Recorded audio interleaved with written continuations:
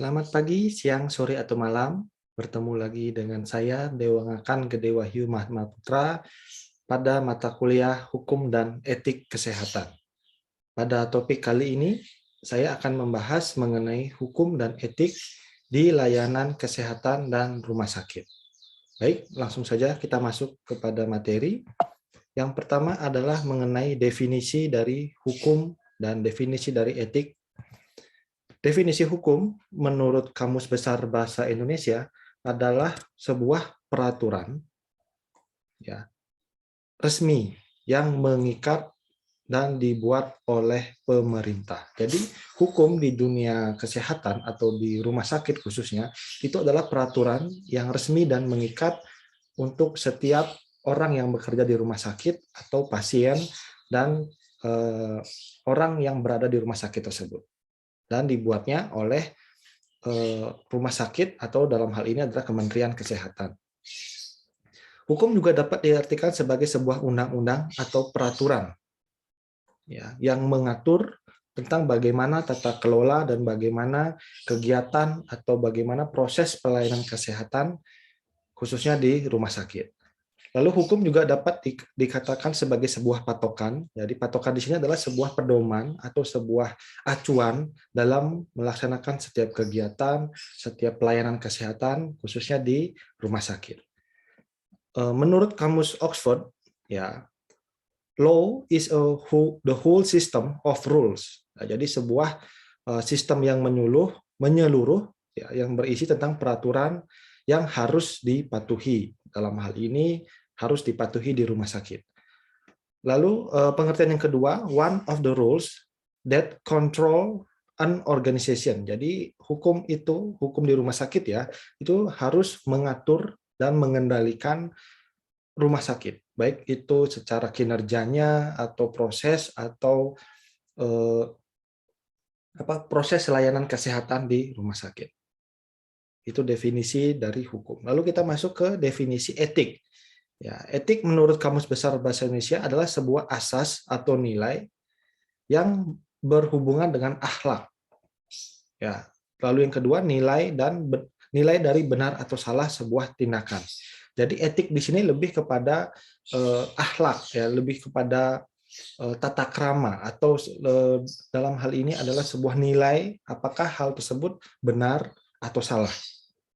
Ya, bisa jadi sebuah perbuatan atau sebuah kegiatan di rumah sakit itu tidak melanggar hukum, ya, tapi bisa melanggar etik.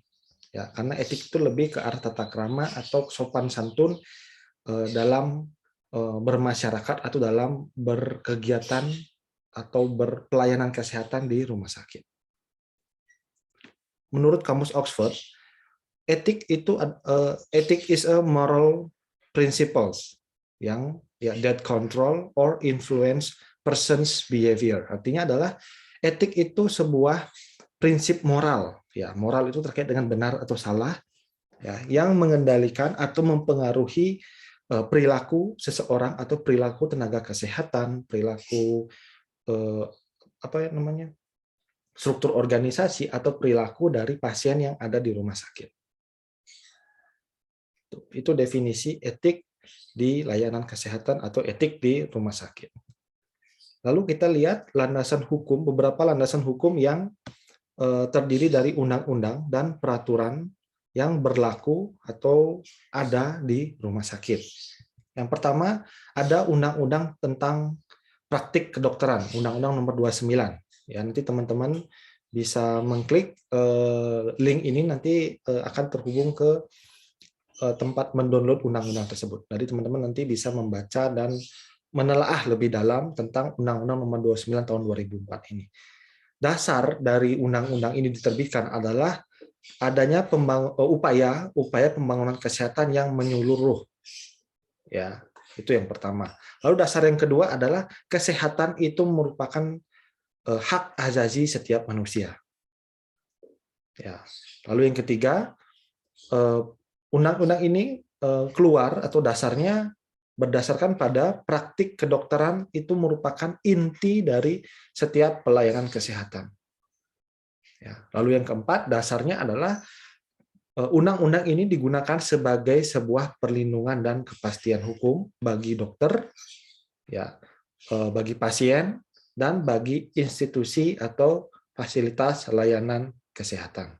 Jadi, ketika teman-teman atau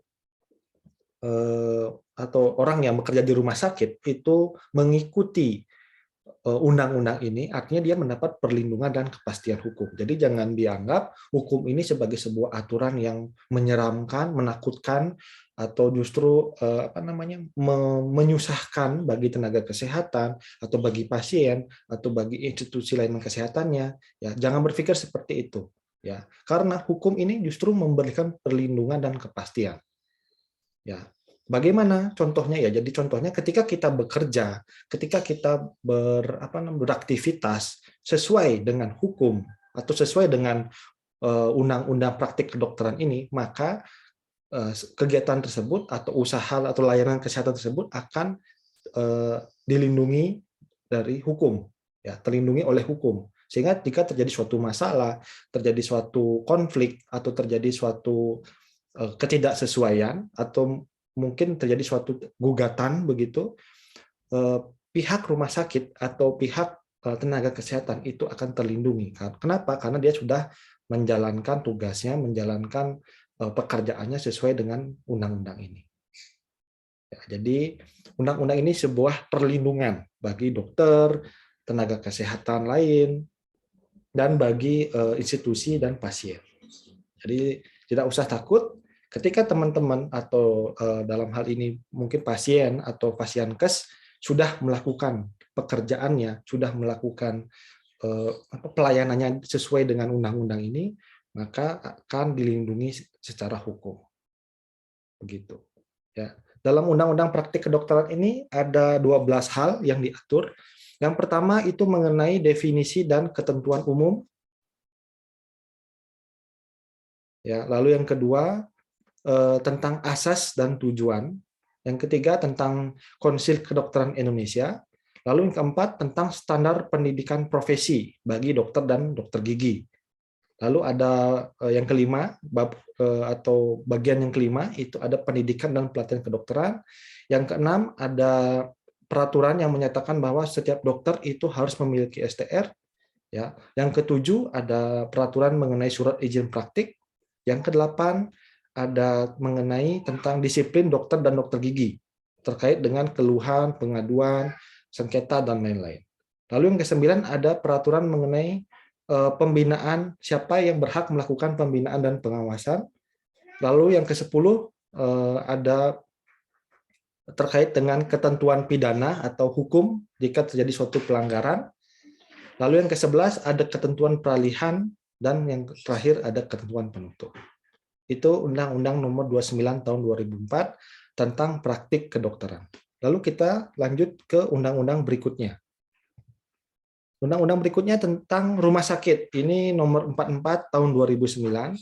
Dasarnya adalah pelayanan kesehatan atau penerimaan layanan kesehatan itu merupakan hak setiap orang. Sehingga rumah sakit sebagai institusi atau sebagai penyedia layanan kesehatan itu harus dan mampu memberikan pelayanan kesehatan yang bermutu dan terjangkau. Jadi ini sudah diatur dalam undang-undang ya. Jadi ketika rumah sakit tidak memberikan layanan yang bermutu atau tidak memberikan layanan yang terjangkau oleh masyarakat, maka dia telah atau tidak sesuai dengan undang-undang ini. Ya. Lalu undang-undang ini juga ada upaya untuk peningkatan mutu dan jangkauan layanan rumah sakit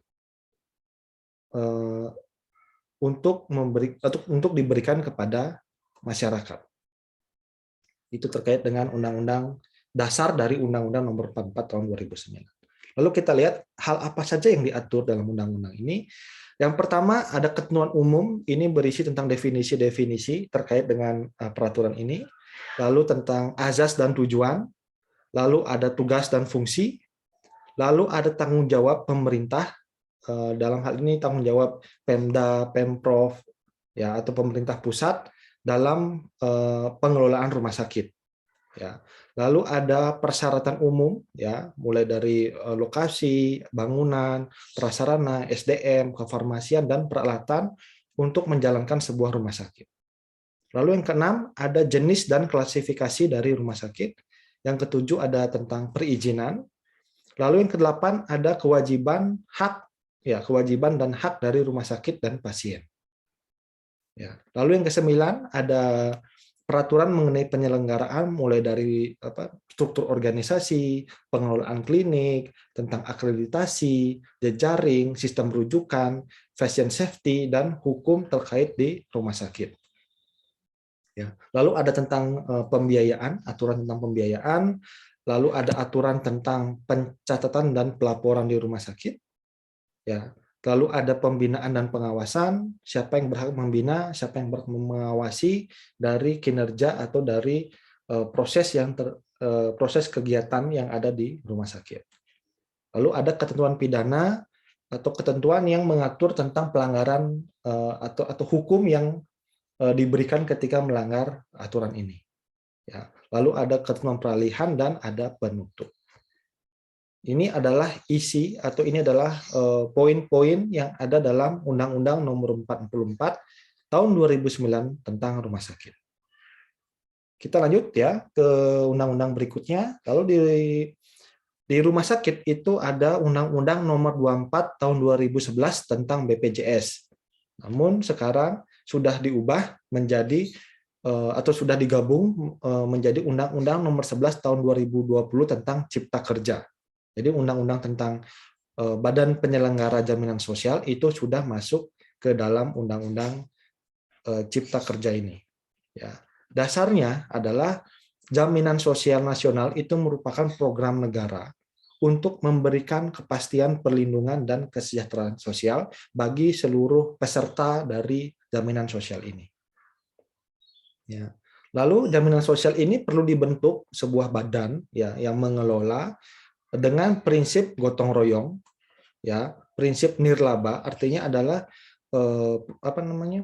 badan penyelenggara jaminan sosial ini tidak boleh mengutamakan atau tidak boleh mementingkan keuntungan. Ya, dia nirlaba. Lalu ada ada prinsip keterbukaan, artinya adalah informasi-informasi yang dimiliki oleh badan layanan jaminan sosial ini, ya, informasi tentang kepesertaan, informasi tentang pengelolaan dana itu harus terbuka atau dapat diakses oleh masyarakat umum.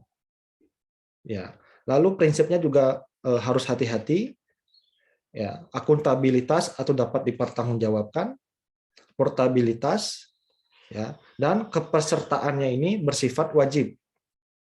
Ya, artinya adalah seluruh rakyat Indonesia itu wajib mengikuti jaminan sosial, ya, dan ini telah diatur dalam undang-undang. Lalu ada mengenai dana amanat, lalu ada hasil pengelolaan dana yang seluruhnya ini digunakan untuk kepentingan peserta. Dalam hal ini adalah masyarakat Indonesia.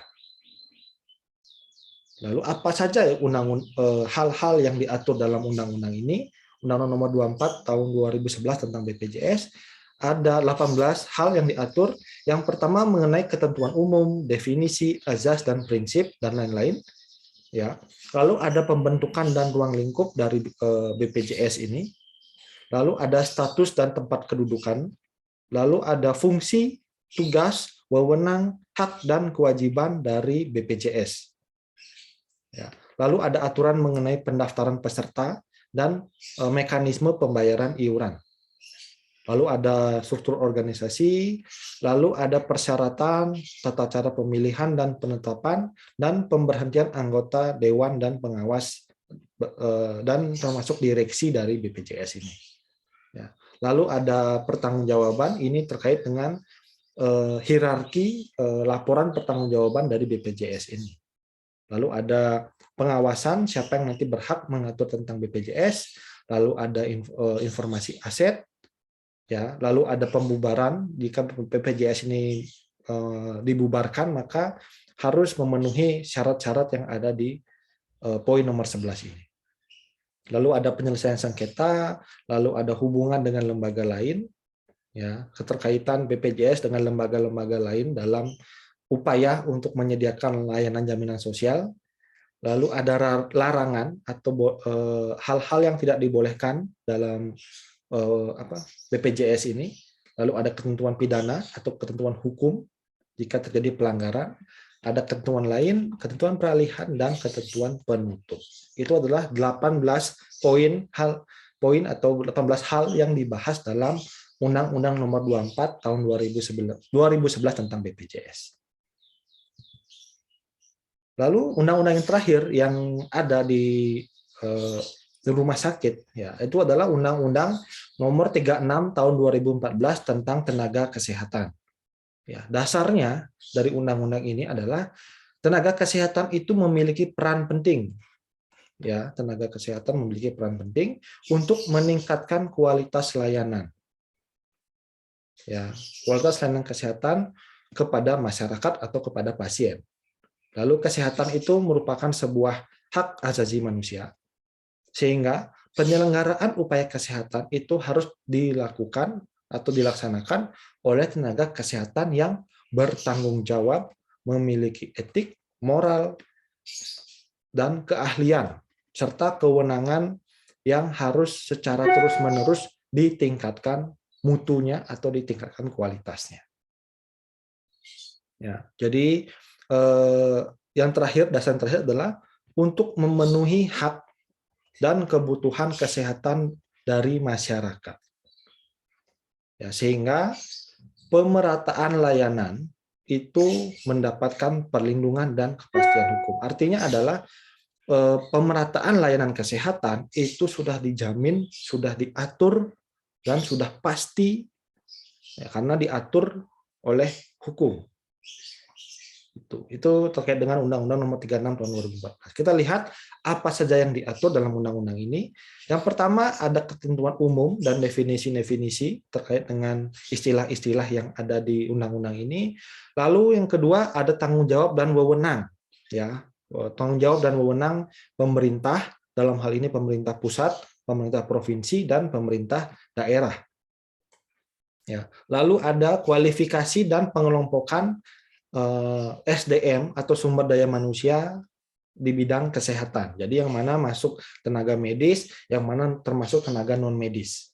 Ada di item atau hal atau poin ketiga. Ya. Lalu yang keempat ada tentang perencanaan, pengadaan, dan pendayagunaan tenaga kesehatan. Lalu ada yang kelima ada tentang Konsil Tenaga Kesehatan Indonesia atau dalam hal ini disebutnya KTKI. Ini adalah konsil atau lembaga yang mengatur tentang tenaga kesehatan. Ya. Lalu yang keenam ada registrasi, ya, pengurusan registrasi atau perizinan, surat izin praktik, surat izin bekerja terkait dengan tenaga kesehatan. Ya, lalu ada organisasi profesi, ya, organisasi yang menaungi sebuah profesi kesehatan baik di rumah sakit, di klinik atau di layanan kesehatan lainnya. Ya. Lalu yang kedelapan, dalam undang-undang ini mengatur tentang tenaga kesehatan yang dari lulusan luar negeri atau tenaga kesehatan asing, ya, yang berasal dari luar negeri. Ini diatur dalam poin ke-8. Lalu yang ke-9 ada mengenai hak dan kewajiban seorang tenaga kesehatan. Lalu yang ke-10 ada penyelenggaraan keprofesian. 11 ada penyelesaian masalah atau penyelesaian perselisihan jika terjadi suatu masalah atau perselisihan. Yang ke-12 ada pembinaan dan pengawasan. Ini diatur siapa yang berhak membina dan mengawas tenaga kesehatan di rumah sakit atau di Fasiankes lainnya. Lalu yang ke-13 ada sanksi administratif jika terjadi pelanggaran. Ya, lalu ada ketentuan tentang hukum pidana, ya, jika terjadi pelanggaran. Lalu ke-15 ketentuan peralihan, dan yang terakhir adalah ketentuan penutup. Ini adalah 16 hal yang diatur dalam Undang-Undang Nomor 36 Tahun 2014 tentang tenaga kesehatan. Nah, lalu kita masuk ke materi yang poin yang terakhir, ke materi yang terakhir yaitu tentang Komite Etik dan Hukum di Rumah Sakit. Ya. Jadi di rumah sakit itu memiliki sebuah komite yang bertanggung jawab, ya, terhadap etik dan hukum di rumah sakit. Ya, dasarnya kenapa dibentuk komite etik ini adalah untuk membentuk tata kelola layanan ya yang baik serta meningkatkan mutu layanan kesehatan dan khususnya di keselamatan pasien. Jadi dengan adanya komite etik ini diharapkan mutu, kualitas, layanan ya dan keselamatan pasien ini dapat terjaga dengan baik, dapat meningkat, dapat diberikan dengan baik.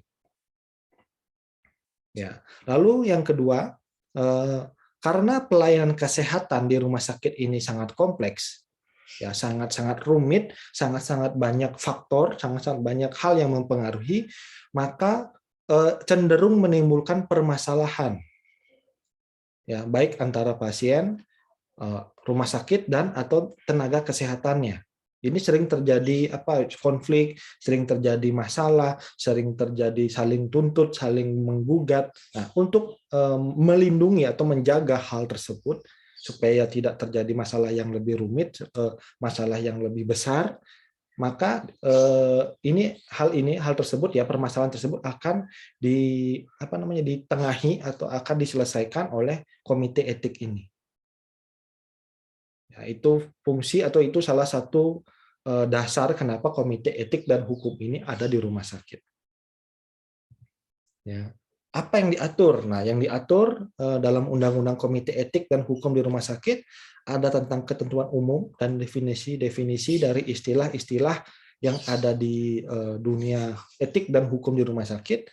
Lalu yang kedua ada organisasi strukturnya, ya, struktur organisasi hukum etik di rumah sakit. Lalu yang ketiga ada tata kelola atau proses penyelenggaraan, lalu ada pendanaan, lalu ada yang kelima, ya yang poin kelima adalah pembinaan dan pengawasan atau orang atau badan yang berhak membina dan mengawasi kinerja dari komite etik dan hukum di rumah sakit.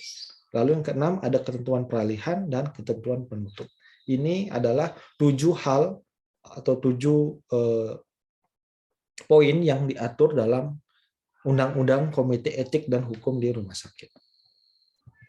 Ya. Lalu berikutnya ada kode etik perekam medis. Ya. Jadi rekam medis itu bisa diartikan sebagai sebuah catatan.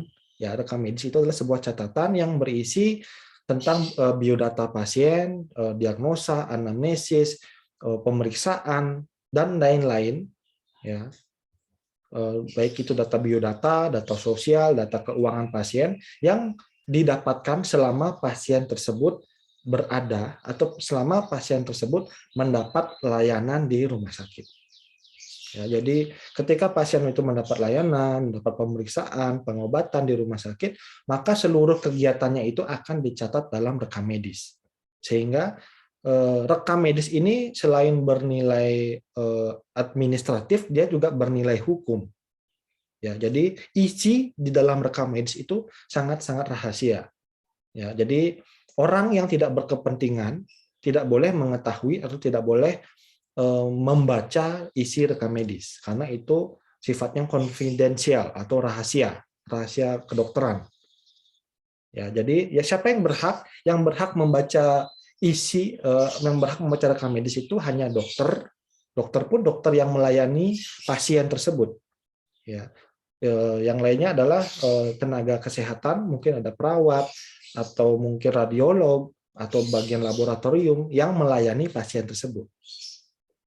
Lalu yang berikutnya adalah pasien. Pasien berhak membaca isi rekam medis dan orang-orang lain yang memiliki izin atau kepentingan terhadap rekam medis tersebut. Misalnya ada dokter yang sedang melakukan penelitian atau pengadilan, kepolisian itu boleh atau berhak membaca isi rekam medis. Ya, selain itu di luar itu nggak boleh ya. Kenapa? Karena tadi rekam medis itu sifatnya rahasia karena berisi tentang data-data pribadi pasien. Ya. Dasarnya, dasar dalam kode etik rekam medis itu yang pertama, rekam medis itu merupakan aspek penting ya yang mendukung keberhasilan pembangunan kesehatan. Ya. Rekam medis dan informasi kesehatan itu berisi kepentingan rahasia pribadi dari si pasien dan rahasia jabatan ya, yang terkait dengan pelayanan selama pasien tersebut mendapat perawatan, pelayanan, pengobatan di sebuah rumah sakit. Itu dasar dari munculnya kode etik rekam medis. Lalu apa yang diatur? Ya, yang diatur dalam kode etik rekam medis adalah tentang pengertian, definisi ya terkait istilah-istilah dalam rekam medis, lalu ada kewajiban umum, hal-hal yang harus dilakukan untuk menjaga rekam medis. Lalu yang ketiga ada kewajiban terhadap profesi, ya profesi perekam medis mempunyai kewajiban menjaga isi rekam medis. Ya, lalu yang keempat ada kewajiban yang berhubungan dengan organisasi profesi atau instansi yang lain. Jadi seorang perekam medis juga harus wajib menjaga hubungan dengan organisasi profesi lain, mungkin dengan perawat, dengan dokter atau tenaga kesehatan lainnya dan instansi lain. Itu diatur dalam kode etik. Yang kelima ada tentang kewajiban terhadap diri sendiri, terhadap diri sebagai seorang perekam medis, dan yang terakhir adalah penutup. Jadi baik itu saja mungkin yang dapat saya sampaikan sebagai penjelasan pengantar dalam hukum dan etik di layanan kesehatan dan rumah sakit. Jadi hukum dan etik ini berlaku dan dilaksanakan selama sebuah rumah sakit atau sebuah layanan kesehatan itu melaksanakan atau menjalankan layanan kesehatan bagi pasien dan bagi orang yang berada di rumah sakit tersebut. Jadi hukum dan etik ini wajib dipatuhi oleh baik itu oleh dokter, oleh tenaga kesehatan perawat, ya laboran, perekam medis, dan wajib diikuti oleh pasien itu sendiri. Ya, jadi ini istilahnya di rumah sakit, SDM rumah sakit dan pasien itu wajib mengikuti hukum dan etik di rumah sakit untuk mendapatkan layanan atau perawatan kesehatan yang terlindung ya dari segala macam tindakan yang tidak diinginkan, baik itu malpraktek, ada penipuan, ada penyalahgunaan wewenang dan lain-lain. Baik, itu saja yang mungkin dapat saya sampaikan pada mata kuliah ini. Nanti untuk permasalahan-permasalahan nanti kita akan bahas pada sesi tatap muka. Baik, itu saja yang dapat saya sampaikan. Saya ucapkan terima kasih atas perhatiannya. Sampai ketemu lagi di mata kuliah yang lain. Terima kasih dan salam.